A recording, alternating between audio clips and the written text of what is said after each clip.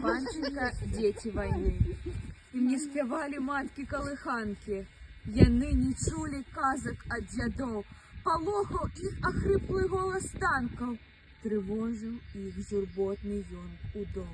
Яны не плакалі бяссоннымі начамі, калі ад бомбаў неслі іх у склеп. І словы першыя, якімі іх і навучалі, былі пра немцаў, пра вайну і хлеб.